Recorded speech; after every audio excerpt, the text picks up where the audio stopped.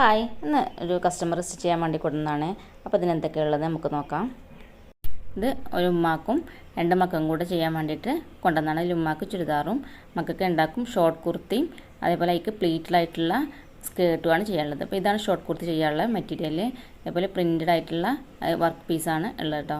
ഇത് ഫ്രണ്ടിൽ മാത്രമാണ് ഈ വർക്ക് പീസ് വെക്കുന്നുള്ളൂ. ബാക്കൊക്കെ ഇതേപോലെ അതിൻ്റെ സെയിം പ്ലെയിനാണ് ബാക്കിൽ വെക്കുന്നത്. ഇതാണ് സ്കേർട്ട് ചെയ്യാനുള്ള മെറ്റീരിയൽ.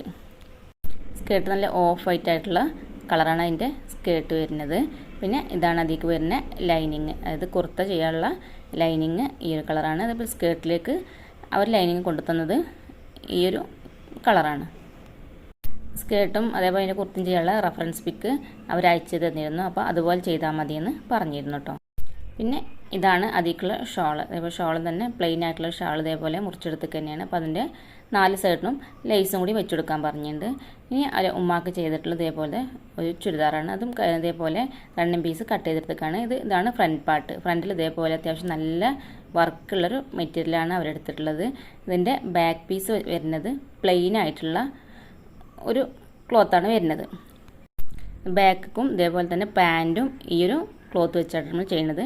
ഇതാണ് സ്ലീവിന് വെക്കാൻ വേണ്ടിയിട്ട് അവർ എക്സ്ട്രാ വേറെ ഒരു പീസ് കട്ട് ചെയ്തിട്ടാണ്. സെയിം വർക്കും ഡിസൈനൊക്കെ വന്നിട്ടുള്ളൊരു പീസ് തന്നെയാണ്. ഇതാണ് സ്ലീവിന് വെച്ചെടുക്കുന്നത്. പിന്നെ ഇത് ഷാളാണ്.